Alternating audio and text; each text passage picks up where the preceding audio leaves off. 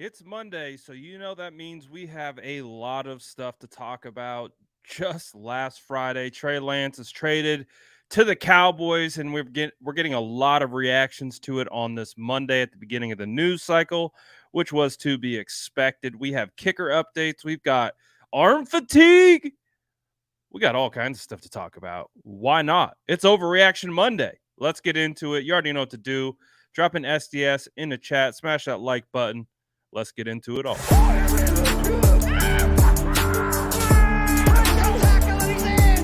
that like button if you haven't already. Love to see it.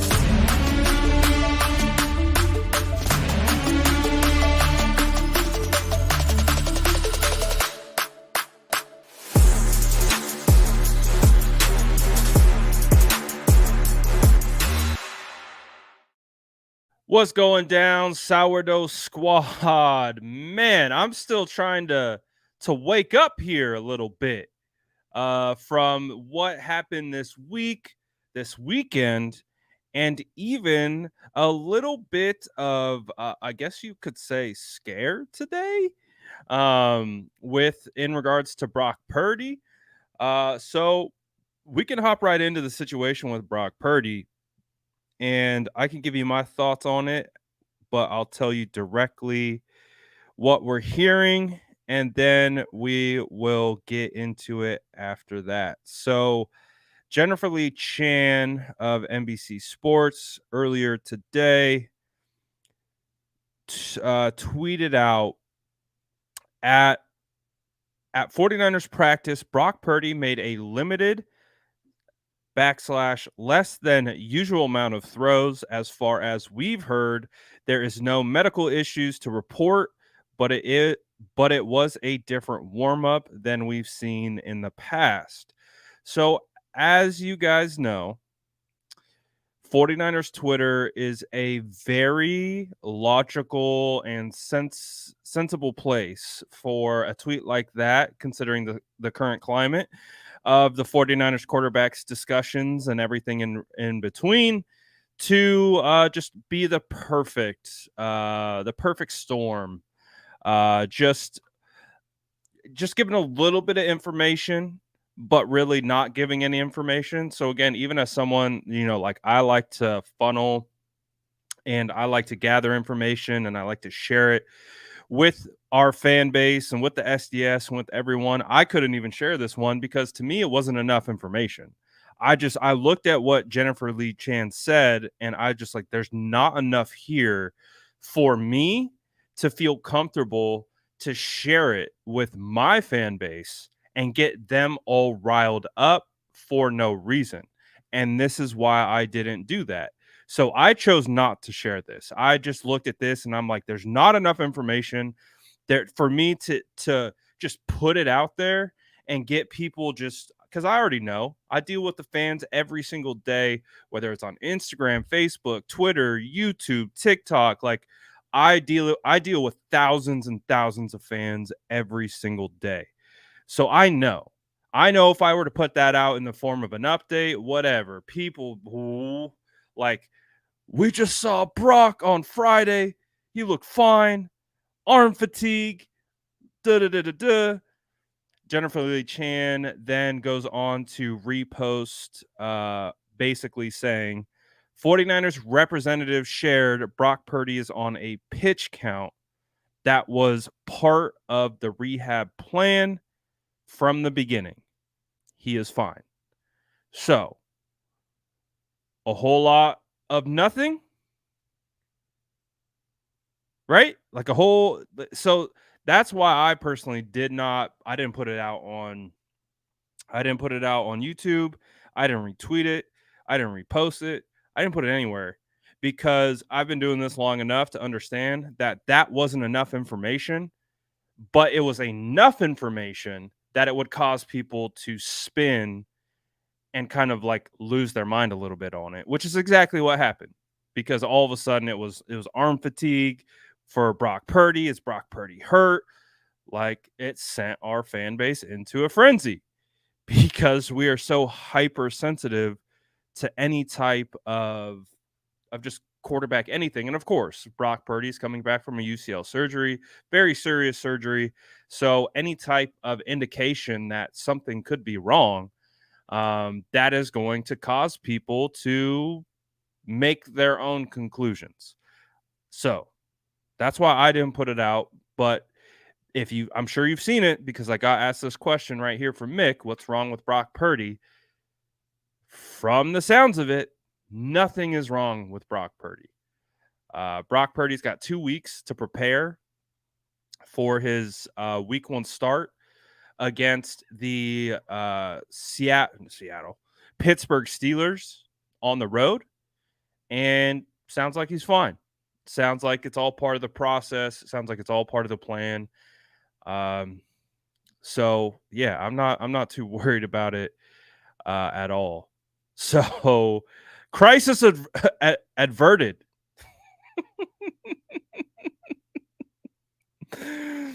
This to me, I saw it right away and I was like, ha. I was like, I know exactly what this is going to do. And I was like, I'm not touching that. I'm not touching it until we get a definitive update on what's going on, because to me, when I read it, I'm like, this feels more a lot of nothing. And that's essentially what it is. It's a bunch of nothing. And it got people up in arms and all kinds of stuff. So anyways, that's the current there's an overreaction. Talk about overreaction Monday.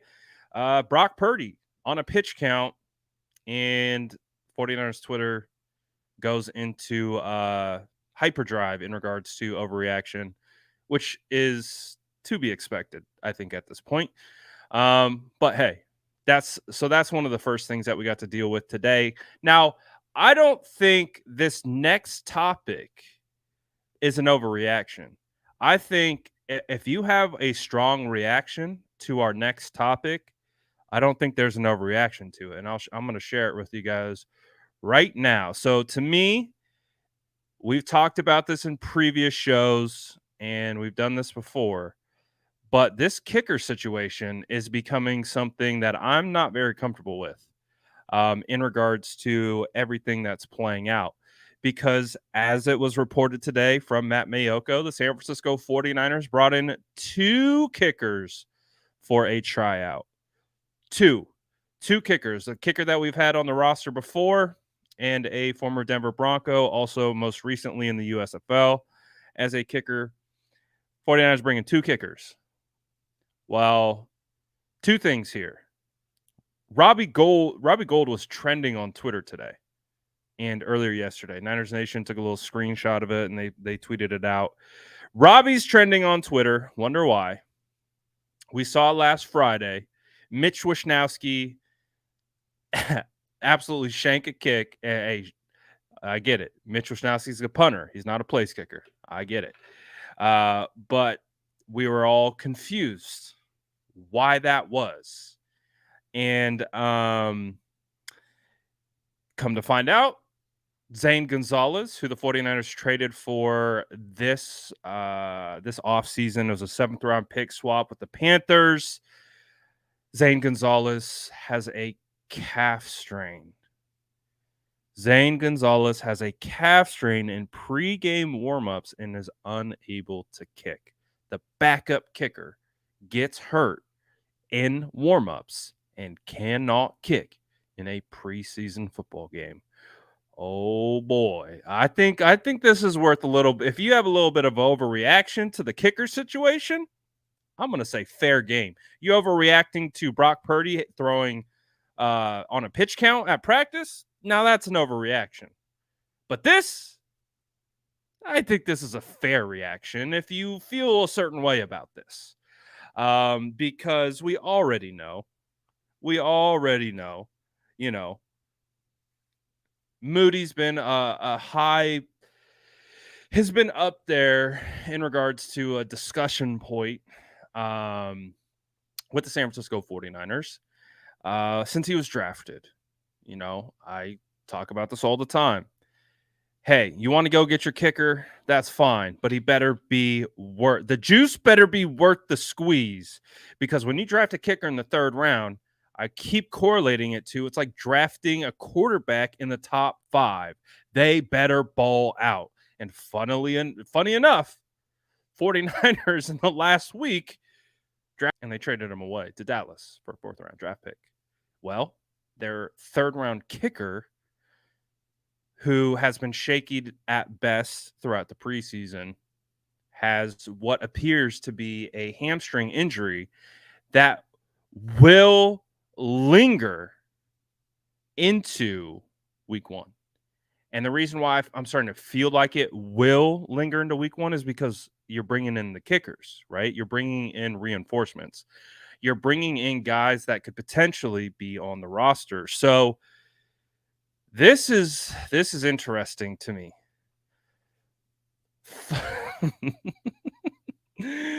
It's interesting because 49ers don't have a kicker. They have 2 kickers. Both kickers are hurt. So they have to bring in a 3rd kicker. And now we talk about being on shaky ground in regards to your kicking situation. I don't know what to make of it. Is it worth having an overreaction to kind of what's going on with the kicker situation? Like I get we've beaten the 3rd round situation to death, and it is what it is. We don't have to go through that over and over again. It is what it is. He's on the team now, and we want to see him go out there and be able to, kick field goals for the 49ers. But now he's missed a preseason game. Now it looks like he's going to miss week 1 potentially. And how are the 49ers going to do this while they're in the middle of constructing a roster? So this is why it's a little bit like I'm okay if you want to panic a little bit, because the 49ers, I won't be surprised if we find out, I was actually trying to wait to get some roster cuts and stuff like that, but those didn't come. So I damn near expect them to come out when we're on live per usual. So we could be getting some roster updates any minute now, but we will find out officially what the final 53-man roster will look like by, I believe, 12 p.m., 1 p.m. I think it's 1 p.m. Pacific Standard Time tomorrow. Correct me if I'm wrong on that one. But I believe tomorrow, league-wide, by 1 p.m. Pacific Standard Time, you have to be roster compliant with your final 53 cut. So we've already heard of some names that were cut yesterday. Those names were Kayava Tizino, linebacker. We signed him late. Defensive lineman Spencer Wagee, cornerback Nate Brooks, defensive lineman Ladarius Hamilton, defensive lineman Breland Speaks. So not really a big shocker there with any of those names. In regards to being cut, I would expect out of those names, Wagee comes back to the practice squad. But outside of that, I don't, none of those names right there were big time earth shakers, ground movers in regards to kind of the roster transaction situation. But again, the 49ers are up against it because they have multiple injuries right now. You have the situation going on with Cameron Latu, who it also came out that he needs a meniscus surgery. And now they're weighing the potential that he's put on season-ending IR. Because if he's put on IR before tomorrow at 1 p.m., he's on IR for the entire year. He's not coming off IR.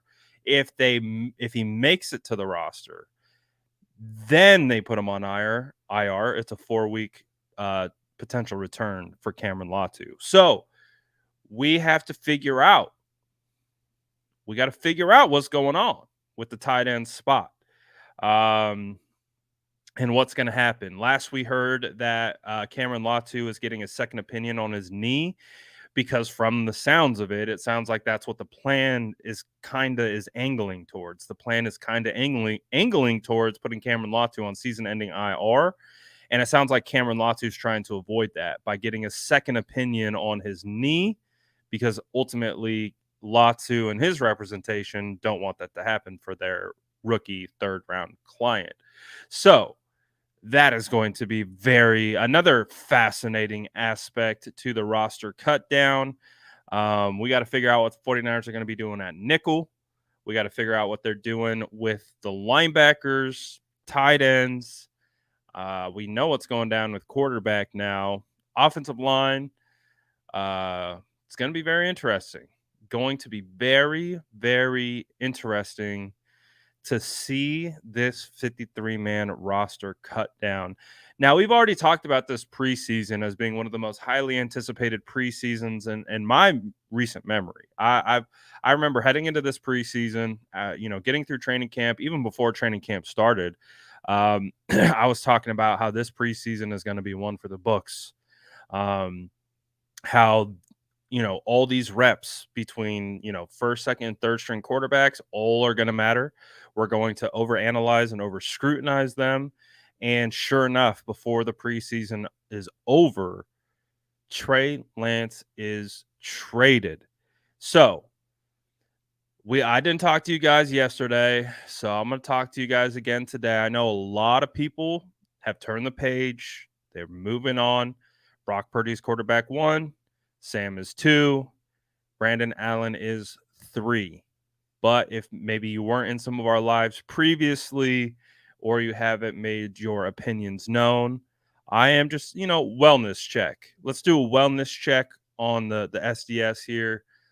How are we feeling? You've had a weekend to kind of I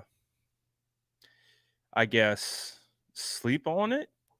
How are we feeling about Trey Lance getting traded to the Cowboys for a 4th-round draft pick?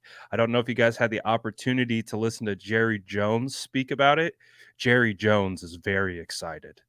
Jerry Jones is ecstatic that he got his hands on Trey Lance for a 4th-round pick. He is through the moon. That old man, if he could, would be doing jumping jacks and cartwheels if he could. You could see the twinkle in his eye.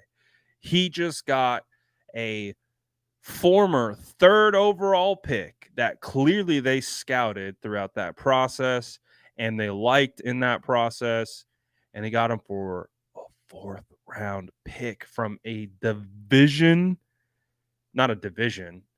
conference rival.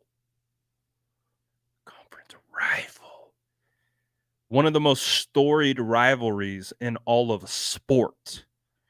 Cowboys 49ers get a 4th-round pick for Trey Lance. Whew.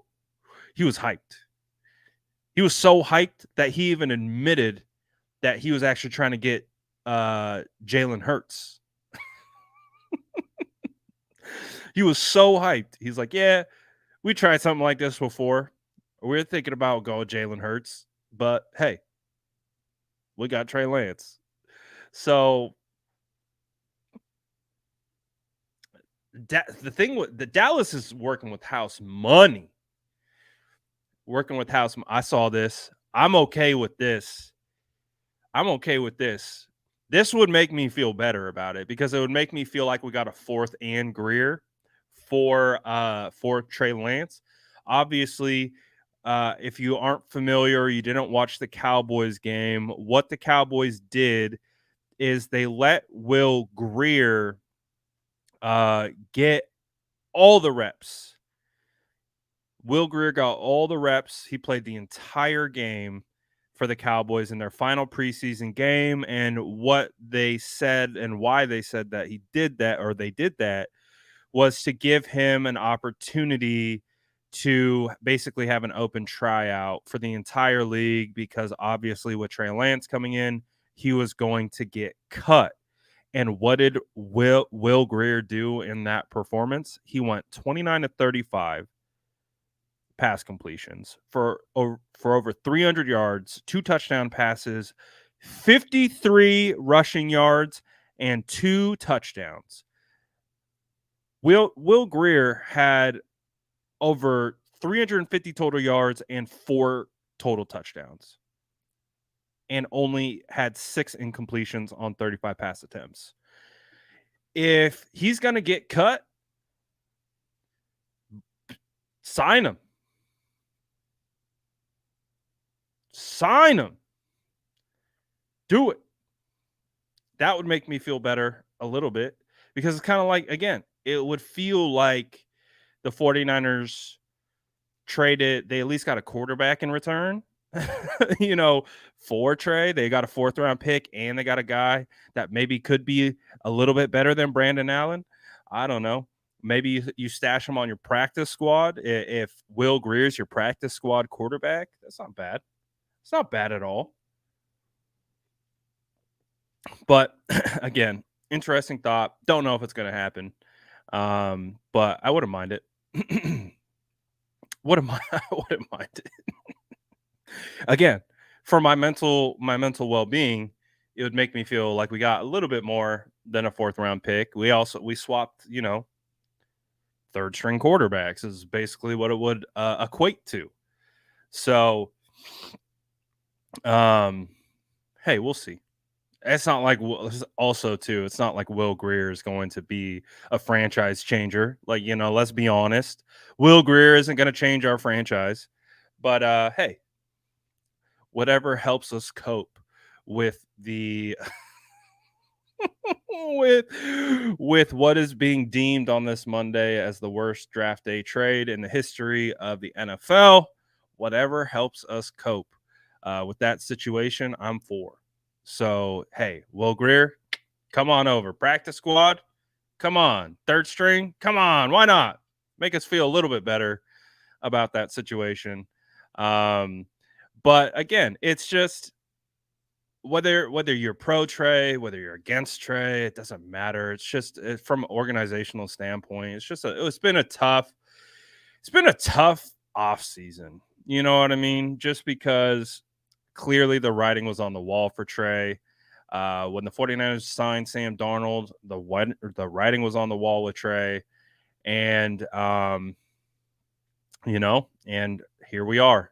We find him off the roster. We've gotten to hear from some players on it. Brandon Ayuk talked about it, talking about how it was super weird to see Trey and like all the jersey swaps and all that type of stuff. It's been a wild week. It's been a wild off season. The quarterback discourse was at an all-time high in regards to just the back and forth, the debates, people dunking on each other. It's been a crazy situation. So, what will Trey be? I've seen someone ask this question or kind of pose this question, and I'm curious to see what you guys think. Do you think that Kyle Shanahan felt comfortable with trading Trey to Dallas because maybe he doesn't believe Trey will ultimately pan out? Do you think that could be part of it? Because I forget who said it. Someone said it. I can't take credit for the thought. I just like, that's an interesting point. It's like, would they trade him to a conference rival if they really thought he was going to be successful? If they really thought he was going to be good? I don't know. I like, that's kind of an interesting point. So I don't know, man. Jam said Lance versus Jimmy G fans killed each other for this. Yeah, it was Lance versus Jimmy G fans, and then all of a sudden Brock Purdy just became a target because they realized, oh wait, why is Brock Purdy off the hook? What did this guy do? Oh, he just won a bunch of games with us, and he has UCL surgery. Then they're just like, let's get that guy. Oh man. Then the conversation switched to people going after Purdy. It's been a wild offseason, man. But you know, I don't know. I definitely have my thoughts on why it didn't work out. I have my thoughts. I feel like my thoughts are pretty accurate. It feels aligned with a lot of the situation that has gone on. Um, I'm still a huge believer to this day that one of the biggest issues that the 49ers had was bringing in Trey Lance into Jimmy Garoppolo's locker room. Now, there's so many scenarios to this of how it could have been fine and how it could have worked. I understood the logic. You've got a guy that you've won games with, a lot of games with when he's healthy. You give Trey Lance kind of a buffer year to kind of, eventually take over the role at his own pace. Blah blah blah blah blah. I understand the logic from that perspective. What I didn't understand, and talked about it in real time, and I will still talk about it, and I'm about to reference it right now. Bringing in Trey Lance to Jimmy Garoppolo's locker room, it was building an environment of doubt around Trey Lance. It wasn't building confidence. And the reason why I think that's such a big deal is because I do believe that Trey's confidence has been one of the biggest reasons why he had a hard time really finding success with the San Francisco 49ers. I really do think it comes down to his confidence because I've spoken to people who are very, very close to the team, and I've asked, like, what's this disconnect? Because if you've been following this closely, there has been a disconnect for more than just a year, more than just this year, dating back to last year. There's a disconnect. And if you have been following this step by step, you can sense the disconnect. And so I asked, and it was like, oh, he's talented. He has talent. He just lacks confidence. So I've been hearing that for the better part of 2 years, that Trey's been suffering with his confidence. And that all comes back to bringing Trey into Jimmy's locker room. And I think the 49ers thought that they could do that, and it just didn't work out. It just didn't work out because Jimmy owned that locker room. And as someone who deals with fans every day and watches pretty much everything that the players say, you've been able to see since that 2019 year. I know you guys remember all the media calling us the pretenders, Ryan Clark calling us the pretenders, attacking Jimmy Garoppolo, saying that he ain't it, all that type of stuff. That all started in 2019 with everyone questioning Jimmy Garoppolo and questioning how good he was and coming at him and all that type of stuff. And what did the locker room do and the fan base do? They insulated Jimmy and they protected him. And that's what we did in 2019. I was a part of it. I was like, screw all these people that are coming after Jimmy. Dude's coming off an ACL repair surgery. I expect there to be issues and acclimation time. It's going to take him a while to get back and get comfortable. Same thought processes I've had with Brock Purdy. Guess what? The locker room and the fan base at that time had Jimmy's back. And so it created this like ecosystem of people defending Jimmy Garoppolo from outsiders. So if you were locked in with the team, you were defending Jimmy. And if you were in that locker room, you were defending Jimmy. And that happened through the entire 2019 season, through when he lost the Super Bowl, to when the 49ers turned down Tom Brady, into 2020. I mean, that was the topic, right? When we that's when this whole quarterback like nonstop conversation started. Was that year at the end of 2019, right into 2020, because all year. Everyone was taking shots at Jimmy. And then Jimmy misses that throw to Emmanuel Sanders. They lose the Super Bowl. And then the heat was back on. And then all it was players defending Jimmy Garoppolo. So you have and then you go through 2020. 2020 was rocky as hell. I knew week 5 against Miami, based on the way Jimmy and Kyle were yelling at each other on the sideline, that their relationship was cooked. So I knew that it was over. That's when I started scouting Justin Fields week 5 of 2020, because you could tell that relationship was done. But the team still had his back. And all the way through 2020, the team still had Jimmy Garoppolo's back. And then it didn't feel like we were going to see Jimmy Garoppolo again. And he had the that ankle surgery. And then we got the video from an Arizona beat reporter showing Jimmy looking fine, but he wasn't playing. And we're just like, oh, what the heck is, there's just been so much stuff that has happened with Garoppolo. And then, but through it all the core players absolutely having his back. Trent Williams, George Kittle, Deebo Samuel, Kittle, the list goes on and on. All the key players had Jimmy's back through all this scrutiny. Even through Kyle's own scrutiny, they still had Jimmy's back. So what do the 49ers do? They trade up to 3. They go get Trey Lance, which signifies that Jimmy's job is over. He's done, right? He's done. Jimmy's done with the San Francisco 49ers. But they kept him. So what do you think the natural path for that locker room, what do you think they were going to do? When you bring in a 20-year-old kid coming in to take Jimmy's job, what do you think they were going to do? They were going to rally behind Jimmy. That's their guy. That's what they know. They've been in the trenches defending Jimmy for years.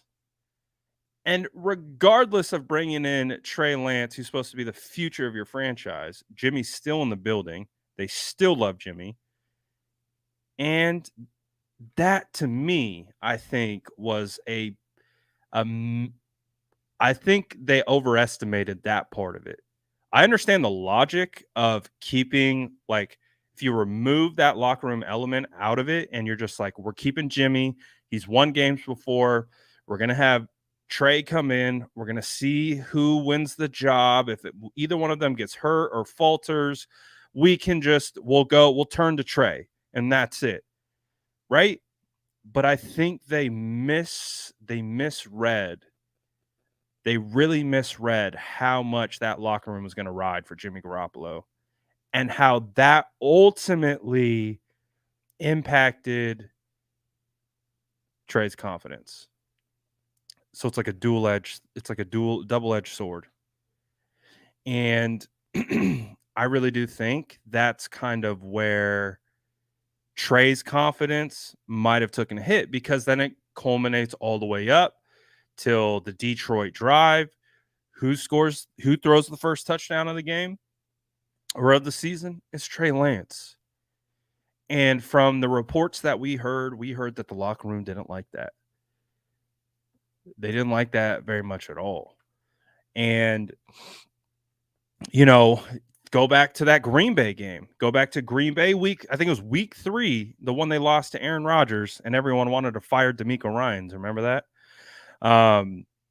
That particular game, Jimmy had they went for it on 4th down at the end of halftime. They had 4 plays from I think it was within the 5. First 3 were passes, and not to Jimmy's fault. They were either drop touchdowns. I think you had a drop from Deebo, you had a drop from Ayuk, and you had a drop from someone else. So Jimmy had 3 drops on touchdowns, and on 4th down, Kyle brings in Trey, and they run that quarterback sweep or whatever, and that's where Trent Williams blows up the cornerback. That one of my favorite highlights of Trent, just blowing him up, and then Trey scores a touchdown. After that, we did not see Trey. We did not see Trey at all. So, and I think part of it was the locker room felt it was disrespectful to Jimmy, which means they got Jimmy's back, not Trey's back. You know what I mean? And I really think for a 20, 21-year-old who already has the weight of the world on his shoulders and your own building, and I don't fault the locker room either. I don't fault the locker room. That's exactly what I would expect from the locker room, which is exactly why I didn't want Jimmy there. You know what I mean? It's not that I didn't like Jimmy. It's like you clearly flip the page to the next era of quarterback, but you're somehow overlapping them and you're trying to keep them together. And I think it ultimately really damaged Trey Lance's kind of mental development because he was so young at the time. And that's why I was super big on, you would hear me say it all the time, build an environment of belief around Trey. And I really think that that's where everything just started to spiral from a mental side of things. But then he got hurt, and then he just kept getting hurt. And that is the other reason why he wasn't able to take the starting job, is because he got hurt. So it's a double-edged sword. I understand where the 49ers were coming from Kyle and John's perspective. I understand the locker room's handling of it because I wouldn't expect anything else from the locker room. That's exactly what I expected. That's why I expected Jimmy to be off the team and them to bring in an Andy Dalton, to bring in a Joe Flacco, kind of that veteran guy to kind of be that bridge quarterback potentially. And that didn't happen. Someone saying players got waived. Oh yeah, we know about those guys. All those guys we know about. So anyways, basically that's where I think things just went bad. Is that the 49ers tried to do both. They tried to keep both, and I think ultimately it ended up biting them in the end. It ended up biting them in the end. And it really hurt Trey's development as a young, very young, inexperienced player, which they knew. But I think the real big issue was bringing Trey into Jimmy's locker room and not just wiping it clean. This is Trey's team. Here's a bridge quarterback to kind of help us get through those potentially rocky, bumpy parts. But this is still Trey's locker room, and I think that is where, you have two quarterbacks, and the quarterbacks are the leader of the team, and you can't have two leaders of the team. You can only have one. And guess who the locker room gravitated to? And I don't fault the locker room for this. I don't, because just like Trey, they can get dealt by this ownership group, by this coaching staff, by this GM, just like Trey just got dealt. So the locker room is going to have their back, the players' back, and the guy that they've had the dude's back the longest was Jimmy.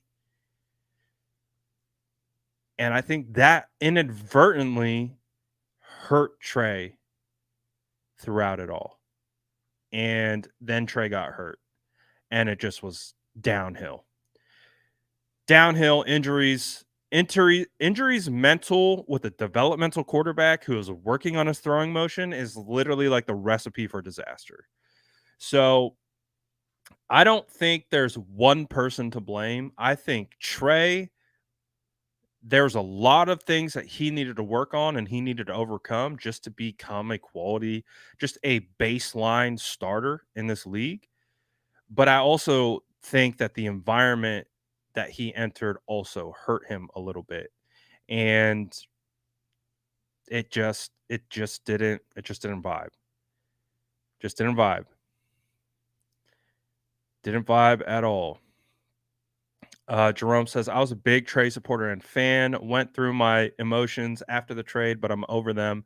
Let's go, Brock. P.S. Drop Allen and bring in Will Greer. I'm fine. I'm fine with that. You guys see my one of my quarterback draft crushes, Tyson Bagent, has beat out two quarterbacks as a undrafted free agent. D2, actually Joey Fisher's former teammate at Shepherd. He beat out Nathan Peterman, and then he beat out why am I blanking on his name? PJ Walker. PJ Walker, who has actually shown some promise in this league, got $2 million guaranteed. $2 million guaranteed to come in and be the backup to Justin Fields. And it is the D2 kid out of Shepherd who beats out both of them to be Justin Fields' primary backup. Shameless plug. I was at the NFL Combine. I was watching those boys throw in the stadium. Guess who I walked away from watching all those workouts like, who's that guy? Tyson Bagent. Then went into the tape, did the tape study, said he's a dude. That's a guy. I want the 49ers to take him. I got the tweets to back it up. I got the receipts. I wanted Tyson Bagent to be the 49ers Brandon Allen. That's what I wanted. I wanted him to be the third string. That's what I wanted. And from the looks of it, he would have been. Who knows? Maybe he would have pushed Sam Darnold out of the job too. Who knows? But clearly he looks like a dude. Had a great preseason, and he won the backup job. Just, shameless scouting pat on the back. That's it. Nothing more, nothing less. Nothing more, nothing less. Justin says both those Saints kickers looked great yesterday. To be honest, didn't watch the Saint kickers. So I'm going to take your word for it. As the head of the Sourdough Scouts, I believe you. I believe you on that one. As I've stated previously, I have removed my hat from the kicking scouting pool. I'm not scouting kickers anymore. I attempted to, and I refuse to do it ever again. Because ultimately, I just think you really don't know if a kicker is going to be good or not until you put him in that situation and you get to see the live bullets flying and the lights are on of the big stage. Like, you just don't know. Like, I think it's a perfect example again of like being able to watch a kicker in practice just absolutely bang kicks through the uprights from 60 yards out and be nails, but then the lights come on and it's like he's learning how to kick for the first time. That's a mental thing. That's all mental. It's nothing to do with the physical ability. It's mental. Kickers are like golfers, right? It's not like they forget their swing. It's not like they forget their technique. They just get in their head and they press and they do too much. And that's why the mental aspect of the game is so big and it doesn't get discussed enough. But yeah, I don't know what's going on with the kicker, man. The kicker thing is worrisome. I'm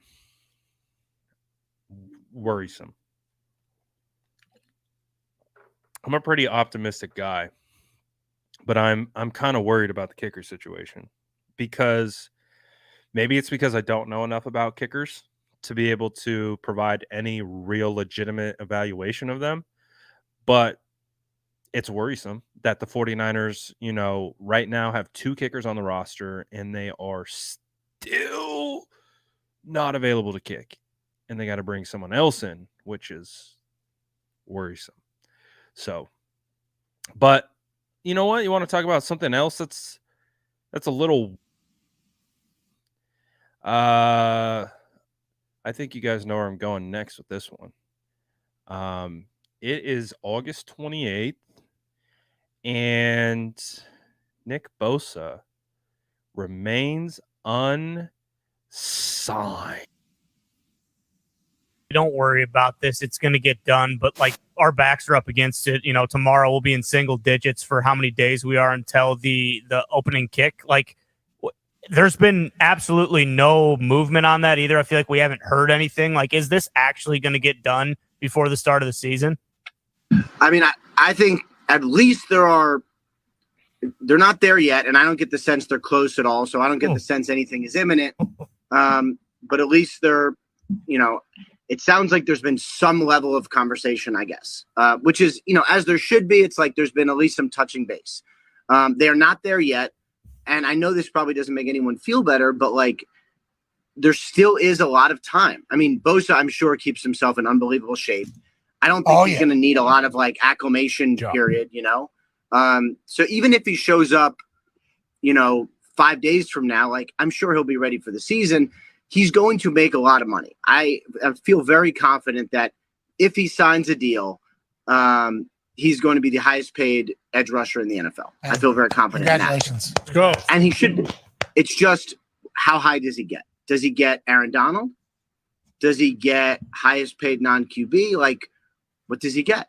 And I think that's more of the question than like, are the 49ers going to pay him? Like, their offer is substantial. And there's been, I know, kind of back and forth. It's going to make a lot of money. It's really just a question of how high. And when, Nick Bosa and his agent go, all right, like, this is proper. So, I got to shout out. Our guy last week. I'm not sure I really ever recognized him in our chat before.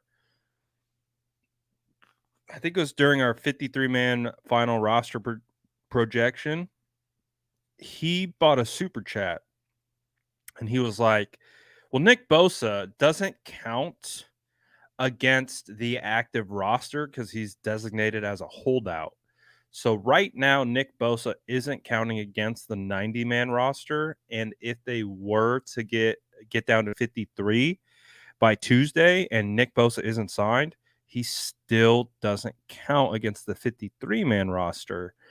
And he said, could the 49ers be using that to their advantage to kind of work through some of these IR hoops of the Cameron Latu situation, the Nick Moody and Gonzalez situation, so that they ensure that they don't have to cut someone that they don't want to. And then once the 53-man roster is cut, once they get these specific players onto IR and whatnot, then they sign Nick Bosa because they got a little, they can use the Nick Bosa holdout to their advantage because he's not counting against the final 53. I just wanted to shout out my guy because he said that last week. And I thought that was pretty good idea. And so maybe that could be something that the 49ers are waiting for. So does that mean that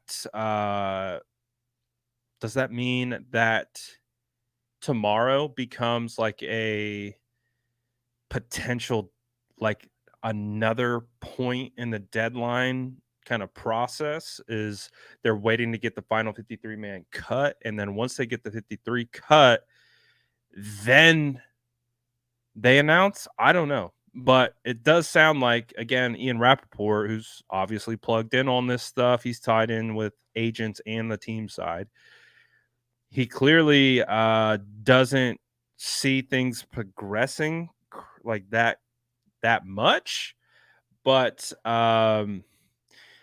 I'm still concerned because, we heard from John Lynch talk about they've never had a holdout like this.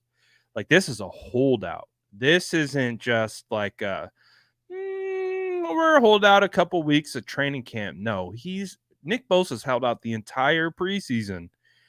We're 7 days away from game week being officially on. So this is real. This is a real holdout. Like, this isn't just some like, whatever. Like, no, this is a real holdout. And when was the last time we had a real holdout? Like Michael Crabtree refusing to sign his rookie deal because he wanted more money. Like, I can't, like the Debo situation, there's a bit of a holdout, but that got done during training camp, and we saw Debo during training camp, like, I don't know, man. It is a bit worrisome. And I think it's okay to be worried at this point, kind of with the status of Nick Bosa, because he's a very important player. And if they're talking about, and maybe the holdup is that it's not just Nick Bosa wants to be the highest paid defensive player of all time. He wants to be the highest paid 49ers or non-quarterback of all time, which is a different conversation. Like, because we've seen how much money these wide receivers have been getting paid. And he wants to be like, they're not watching for what defensive ends are getting paid. They're not watching for what other defensive ends are getting paid there, or defensive players are getting paid. They are in their own bracket. Brian Burns and Rashawn Gary, they're down here with their contract negotiation. Nick Bosa is in a completely different tax bracket with his contract negotiation. They're not waiting for anything other than the number they're trying to hit, which could be so far beyond what the 49ers were expecting that maybe that's why they haven't gotten to a deal yet. Because maybe the 49ers were like, man, we'll make you the highest paid defensive player ever, but the highest paid non-quarterback ever, which again, even if Bosa was to get like 33.5 a year, which is kind of what my projection was of his average pay, 33.5 a year. That's kind of what I've been sitting on for like the last year or so. What if he wants 40? Like, because I think TJ Watt's sitting around like 28 on average. And again, this is just off the top of my head. I think TJ Watt's like the next highest, or it's Aaron Donald. They're sitting around like 28, 29. I don't think anyone's broken through that 30 on average. So that's why I always was like 33.5 feels like a perfect number. 5 years at about 33.5 on average. Seems like a nice, it's a nice jump ahead of the other guys. What if he wants more than that? Now 40 feels like a lot. That feels like a lot. That's legitimate QB1 money. But hey, man, it's Nick Bosa. It's Nick Bosa. So he has all the leverage right now. He really does. He has all the leverage. Coming off a defensive player of the year. The 49ers understand how much they need him right now. It's not like they have an elite edge on the other side of Bosa where they could like, oh, we're rocking with Cleveland Farrell and Drake Jackson. I got no problems with either of those guys. But it's a massive difference between,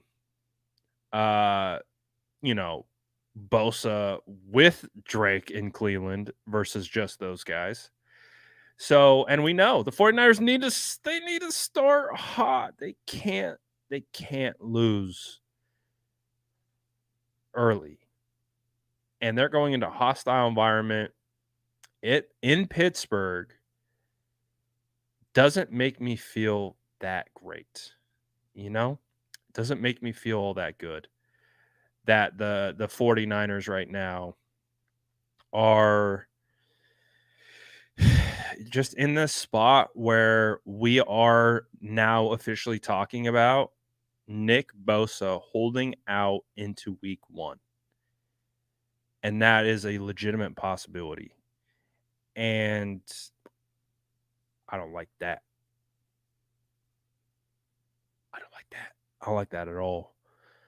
Because the 49ers are going to need it's going to be all hands on deck against the Pittsburgh Steelers. The Steelers are going to be a playoff team, I think.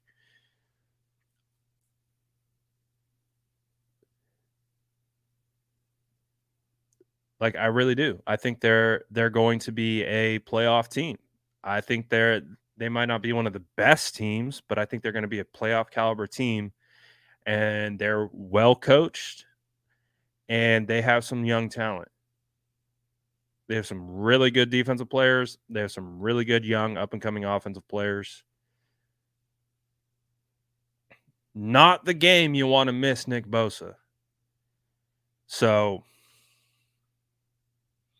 I'll overreact about that. I'm ready to overreact about that. I'm ready to start the movement. Ready to go full hashtag pay Nick Bosa. If you're with me, drop it in the chat. Hashtag pay Nick Bosa in the chat. Let's get our guy paid. I understand we don't know the finer details of the contract situation, but boy, regardless, we know what it is. And we cannot afford an offseason where we trade Trey Lance and we can't get Nick Bosa signed. Like, that's just, we can't have it. Can't have it. So, whew. Boy. Stressful offseason.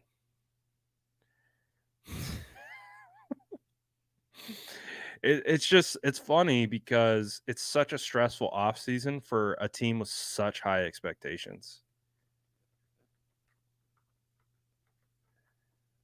Like, we've seen bad off seasons as 49er fans. Again, the mass exodus after Harbaugh and all that. Like, yeah, that was bad, but we knew we were bad. This, we're good. Like, and we know we're good, but the circus that has surrounded this team this offseason has been wild. And we can't even and now it's like, okay, Trey Lance is traded to the Cowboys for a 4th round pick. That was like 3 days ago. Okay, but we still need to pay Nick Bosa. And we still don't know who our kicker is for week 1.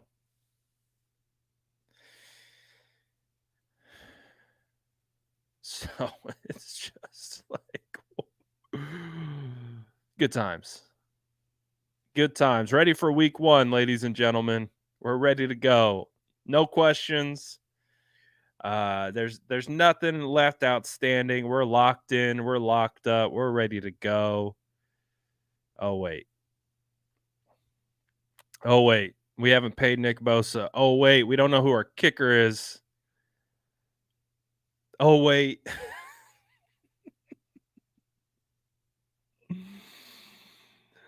Oh, boy. One of these days, we are going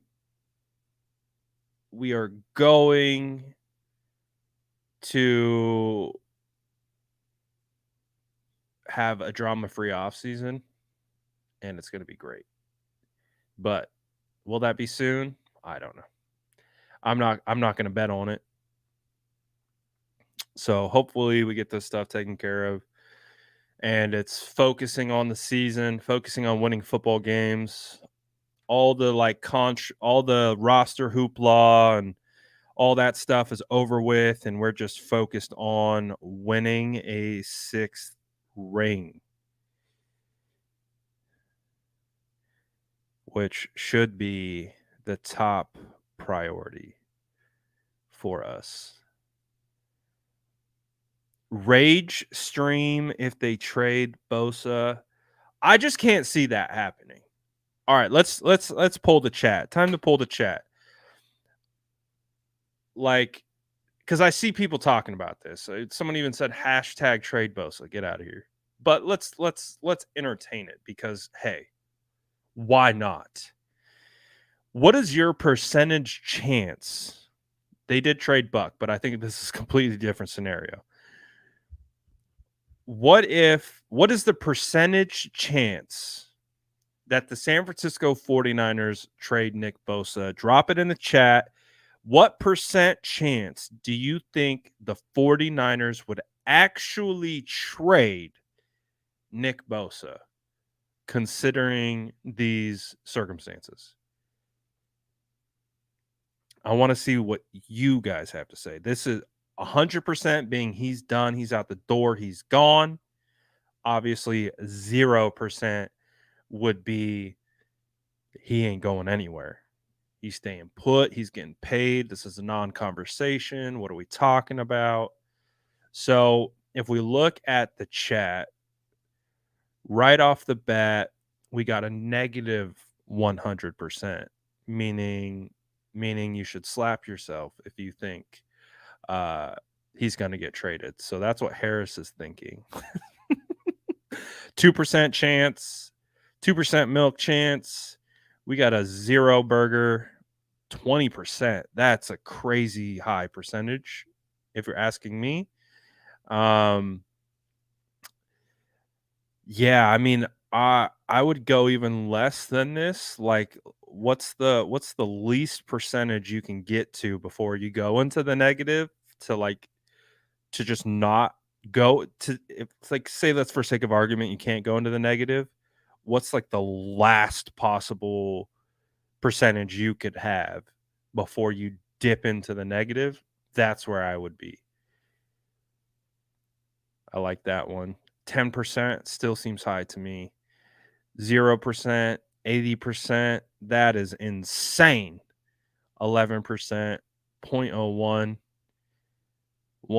1.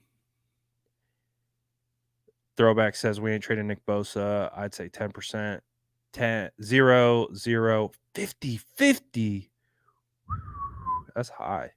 That's a flip of the coin. So some higher than I anticipated. 30%, 10%, 30%. Again, I think anything higher than 10% is pretty high, in my opinion. 25%, 15%, 5%. Ellis says it's 10%, which means there's a possibility, but a high unlikelihood that it would happen. Negative 100, 0% chance. Negative. If he's not signed by week 1, 15%.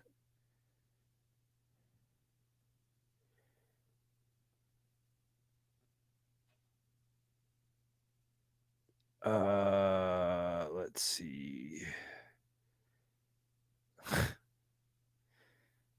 So I think the highest we got was 80%, which would be a high likelihood that Bosa gets traded, which I don't agree with, but hey, to each their own.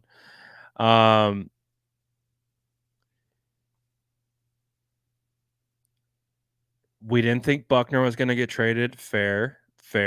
But also, I do think Buckner is just a much different. Think about positional value. He plays defensive tackle versus defensive end. There's a massive positional value difference when you go from pass rusher to interior defender. It is just what it is. It's like left tackle versus guard. It's just just one spot over, the positional value is completely weighted differently. So edge rusher, first, the defensive player of the year at edge rusher. He is a prototypical edge rusher for this particular scheme that we run, the wide 9. He's a perfect fit. He's young. He's clearly proven he can bounce back from an ACL surgery.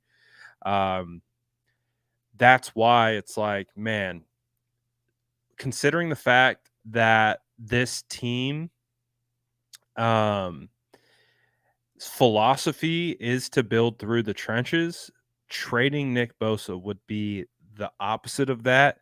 And then on top of that, if you're trading Nick Bosa, then you're not competing for a Super Bowl. So, and with the whole Buckner thing, we knew what the thought process was. They wanted to get Eric signed and Jimmy Ward signed. So they knew that there was going to be some cap casualties if they were to sign Buckner, but they also realized the mistake they made by not signing Buckner, which is why they signed Javon Hargrave. And the Javon Hargrave signing becomes way less impactful if you don't have Nick Bosa, if you aren't able to get one-on-ones on the interior with Hargrave and everyone's just crashing down on Hargrave, and you can leave your bookend tackles one-on-one with our edge defenders, that's not going to be a recipe for winning football. So I really do think that, I mean, barring Bosa requesting a trade, I just don't see it happening. Like that to me is the only way that would happen, because I don't think the 49ers would want that situation to play out. And they want him on this team. That's abundantly clear. They value him, but apparently there's a disconnect, though, with what that looks like in the form of a new contract. So I don't think he gets traded. I don't think it's even a conversation that they're having. I think Bosa wants to be here. I think the team wants him. The disconnect is coming between how much the overall value of the contract is what it's starting to feel like. So I don't think you should trade Nick Bosa. Nick Bosa's here to stay. That's our guy. That's our defensive player of the year. All that type of stuff. Justin says, does Wilkes being a secondary guy factor in at all? No, I don't think so. Because if you've looked at what Steve Wilkes has put on tape so far with his starters, bro, they are stunting like crazy up front. They are running all kinds of games. They're running all kinds of blitzes. They want Nick Bosa. They absolutely want Nick Bosa to be a part of that. One of the biggest trends that I've been able to kind of see so far with Wilkes and the starters is they're going to be aggressive, like way more aggressive than we've seen from Saleh. Well, even from D'Amico. Like, I think these guys are going to get after the quarterback, and that's going to look in the form of overload fronts, exotic blitzes, using safeties or linebackers. They're going to get after the quarterback, and they're going to bring numbers, like similar to what we were watching last year with our film breakdowns. Remember, the opposing defenses kept catching the 49ers defense or offensive line sliding protection to the wrong way, and they would overload, drop two guys out, and they would blitz off the weak side. So I think that's what Steve Wilkes wants to do. He wants to show zero blitz, and he's going to drop guys out. He's going to overload one side. He's going to stunt the backside. They're going to be going crazy. And if you have Nick Bosa at the center of that, and because you have to think about it, defenses or offensive lines are typically going to slide their protections to Nick Bosa. So wherever Nick Bosa is, depending on what the front looks like, Obviously, the front is also going to dictate where they're sliding protections, but you typically want to slide protections towards Bosa, or if you're sliding away from Bosa, you're going to have a tight end chip, you're going to have a running back chip, you're going to do all different types of things. And so that's still going to open up other things on the other side. Bosa is a pivotal piece to the success of this defense. So, oh man, I can't even fathom it. I can't even fathom them trying to trade him. So I think they can't do it. They can't do it. They can't do it. They could get a king's ransom for him, but still can't do it. Can't see it. No trade Bosa. Nope. Sorry, pal. Not happening. Not going to happen. What is the max the 49ers can pay Bosa? Where is their limit? I mean, that's a great question. It really is. I'm definitely not a cap expert, and I will never pretend to be. The 49ers have the biggest cap wizard of them all, in the form of Parag Marathe and what he's able to do and finding these little loopholes or finding available money somewhere. Like he finds a way to figure it out. But again, like, because if I look at the 2024 49ers cap, they have negative 22 million in cap, and that's without signing Nick Bosa. So again, I don't even try to pretend to like be like, oh yeah, I know, the 49ers, get my calculator out. The 49ers, I have no idea, because I look at, according to Spotrac, the 49ers have negative 22 million in cap space next year. And I do know that the 49ers, if they sign Nick Bosa, they can they won't absorb a big part of the cap hit right now, but they can push it out. They can kick it down the curb a little bit. But again, Spotrac has the market value of Nick Bosa at 4 years, 114 million, which comes out to an average of 28.6 a year, which would be the 17th highest ranked contract in the NFL, and it would be ranked 1 for defensive ends. But I don't think that number is even a starter. I don't think that's a starter for getting a contract done. I think anything south of 30 million on average per year is a non-starter. Like, that's why I had him at 33 and a half. TJ Watt's at 28, Myles Garrett's at 25. I don't think 30 is going to get it done. That's why I have him at 33 and a half. So we'll see, man. We'll see. We'll see what it looks like.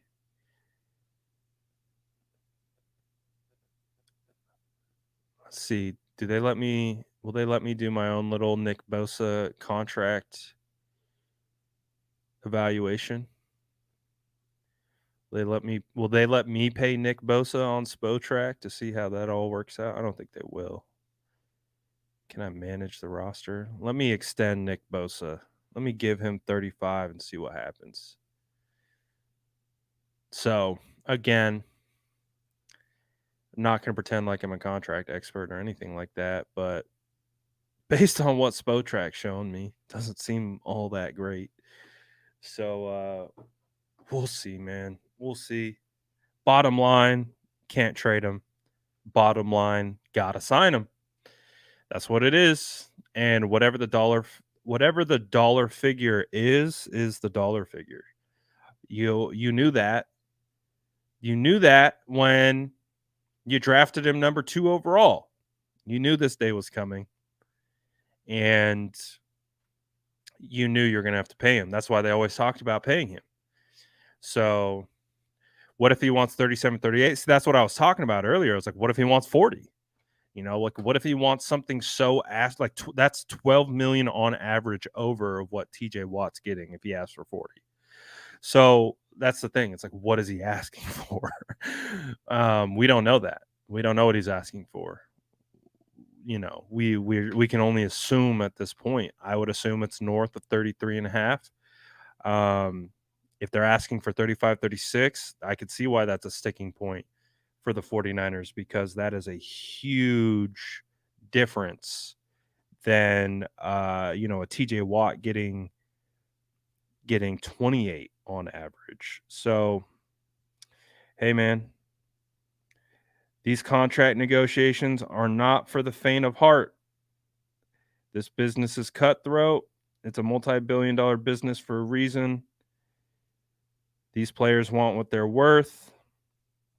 Bosa clearly doesn't feel like he's going to budge. So we'll see. We'll see what happens, but we'll see. There's no way he's going under 30. And I wouldn't be surprised if they're angling for 35 or above. So we'll figure it out. We'll see what happens. Hopefully it's this week. Gosh, I could use some good news heading into week 1. But tomorrow's going to be a fun show because we'll be reacting to the 49ers final 53-man roster. The final roster will be cut at 1 p.m. Pacific Standard Time. So by this time tomorrow, we will know what the 53-man roster is.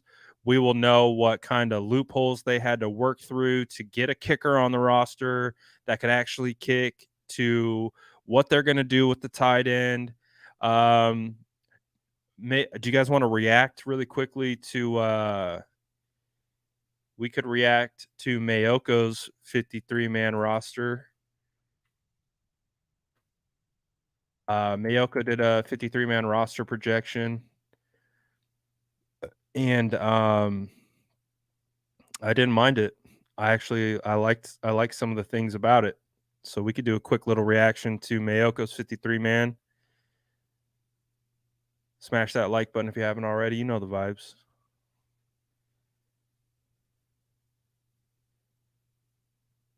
All right, so we're going to react to Matt Mayoko's 53-man roster projection because, again, it's pertinent because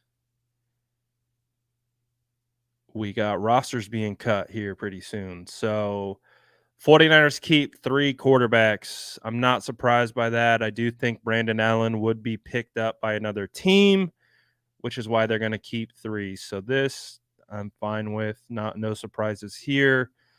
No surprises with the running back, Christian McCaffrey, Kyle Juszczyk, Elijah Mitchell, Jordan Mason, Ty Davis Price, and practice squad Jack Coletto. No issues or surprises there. The 49ers keep 6 wide receivers, which is what we did.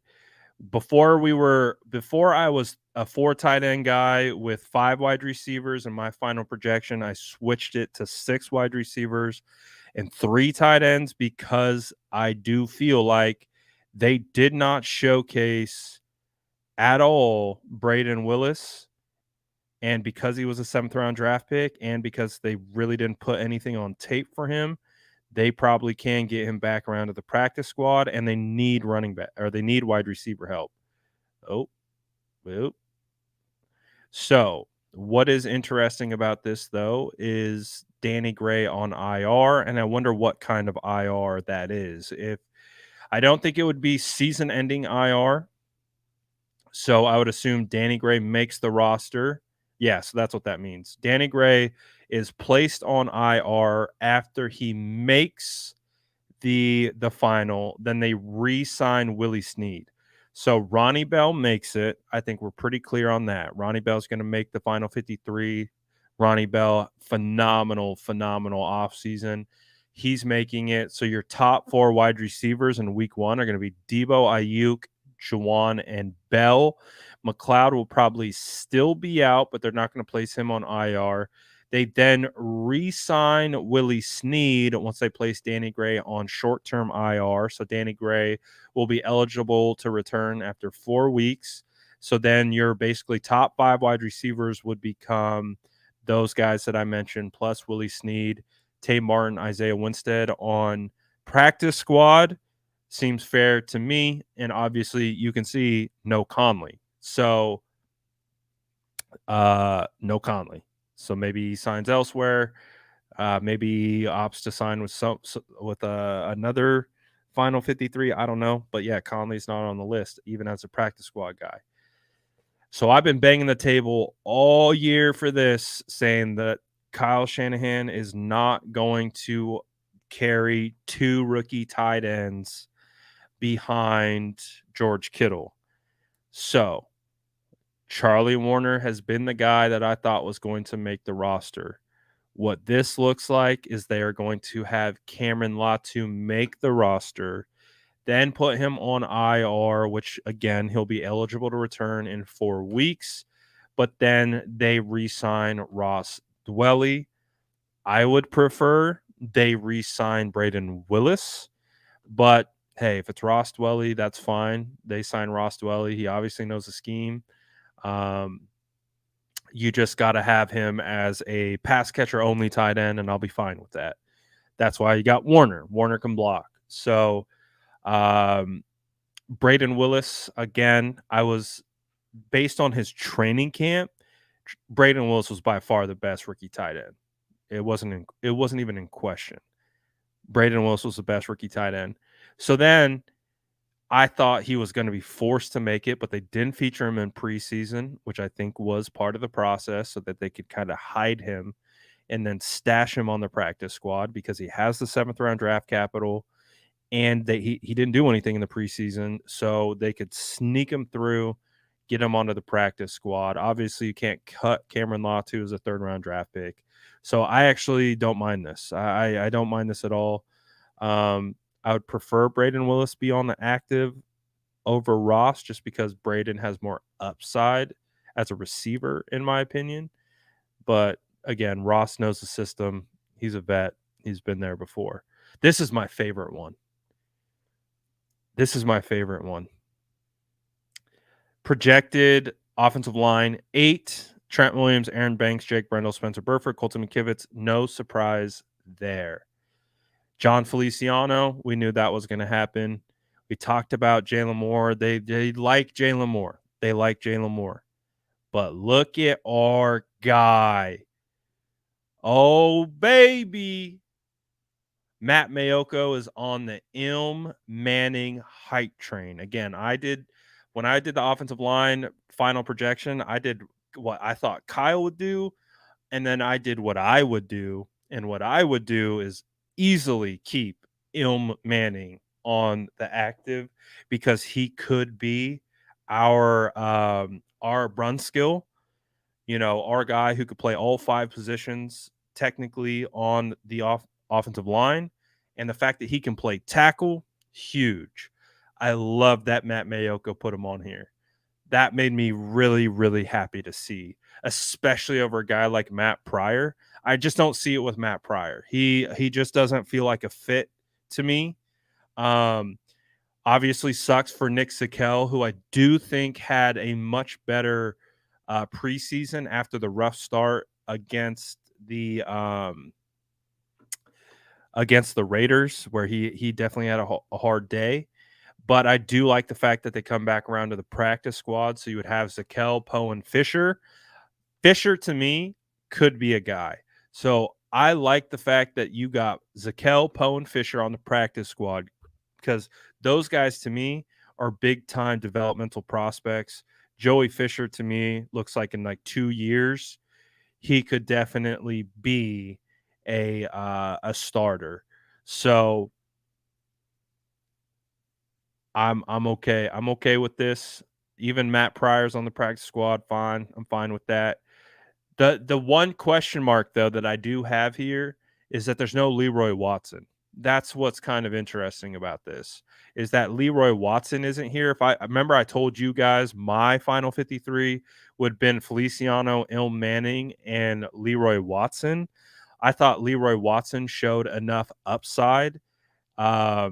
He's super raw as a converted tight end, but he shows plenty of upside.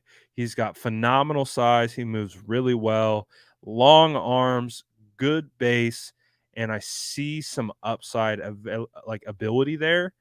And so at minimum, he'd be on the practice squad, in my opinion, over Pryor. But he's not on here at all. So I said I would have kept Leroy over Moore just because I haven't been too thrilled with Moore, and I've talked about this with Moore quite a bit, is that Moore has potential to get it done. He can be a good player. He just hasn't been a good player. Like he can be a quality guy. Just right now he's not a quality guy. So that's just where we're at, you know? So I would feel fine with taking a swing on some upside in Leroy Watson, but I could also understand if they were to put him on the practice squad, but he's not there, so that's interesting. With this one again, Nick Bosa is on the reserve did not report, so he doesn't count towards this total. And he has Eric Armstead, Hargrave, Givens, Jackson, Farrell, Kinlaw, Hyder, McGill, Beal, Davis, Bryant. I think the only spots where we differ are in the Davis Bryant category. Because I think I had taken one of these defensive line spots and I had assigned it to linebacker. So I ended up putting Barrett in because I really like Barrett. And I don't think Austin Bryant. I would put Barrett in over Bryant personally. Bryant showed some limitations on tape. Come on. But I like Barrett. I just have a soft spot for Barrett personally. But I also do absolutely could see this being what it is. I was bullish on McGill making it. We had Hyder make it. So not too far off of where we were thinking. Again, I had 6 linebackers. That was kind of the difference because I didn't want to cut DFF. We had Fred, Dre, Oren, Jalen, and D. No problems with that. I have no problems with the 2 rookies making the final.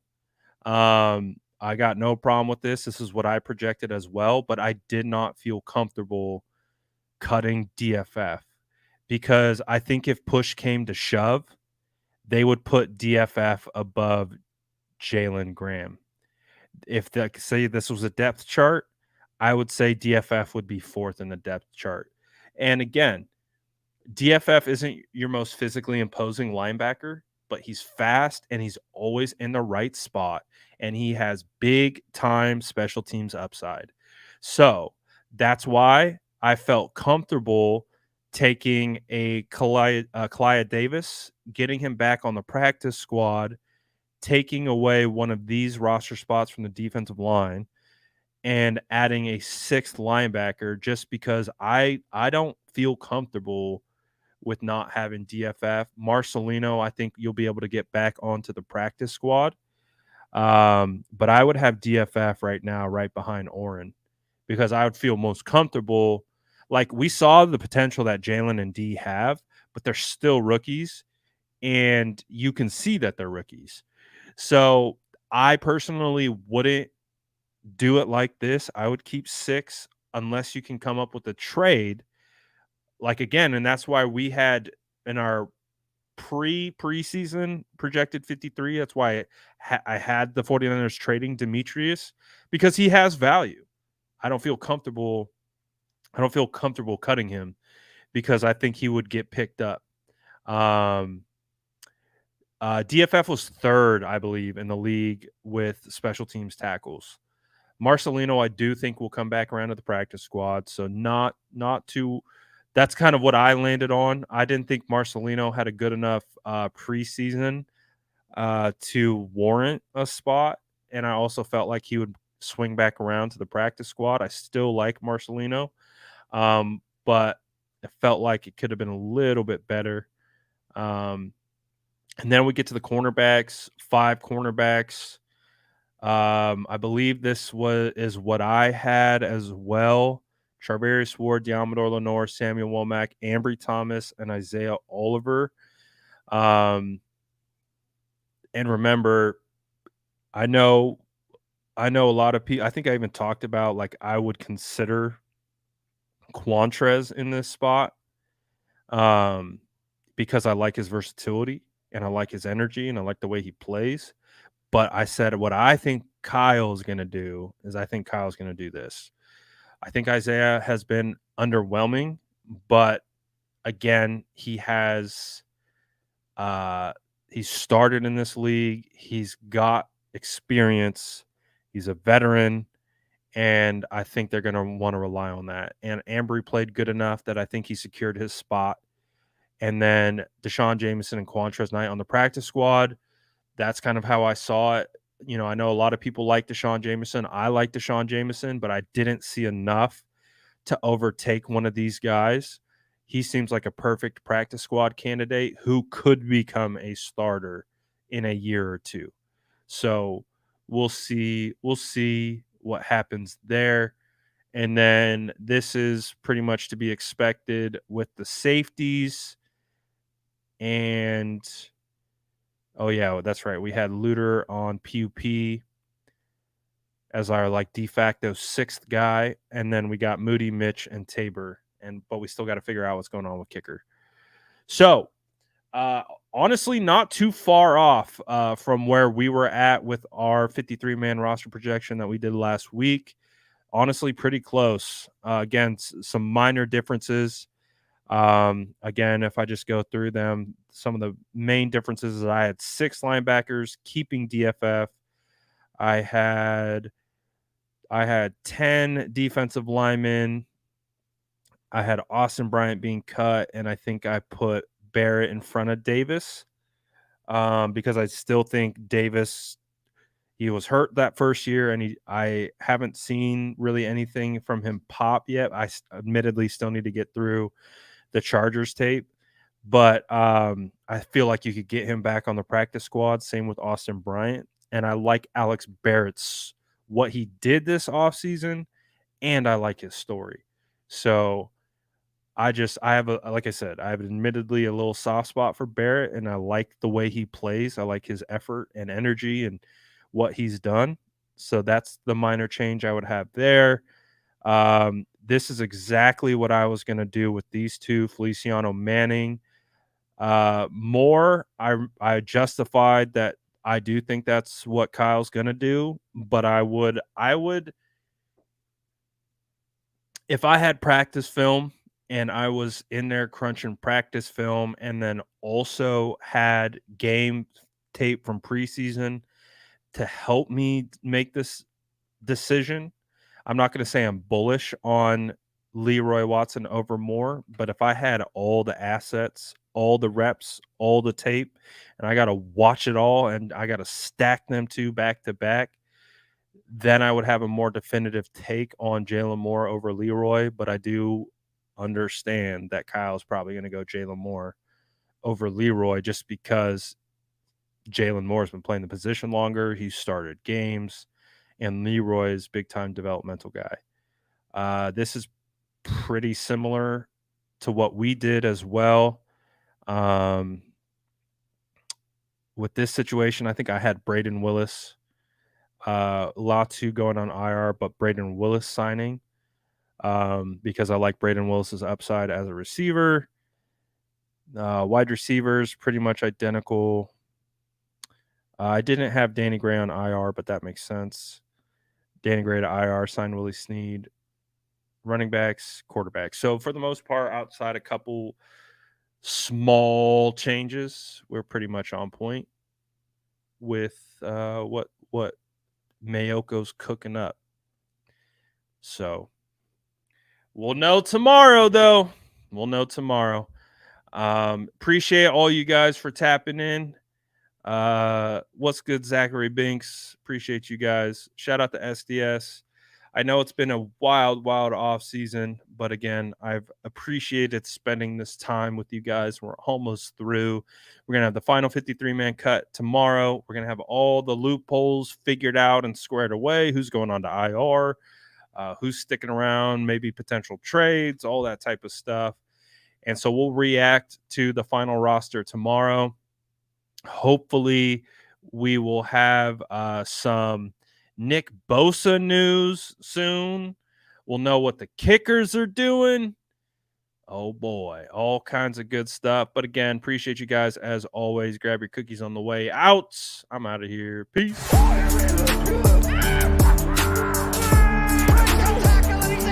Smash that like button if you haven't already. Love to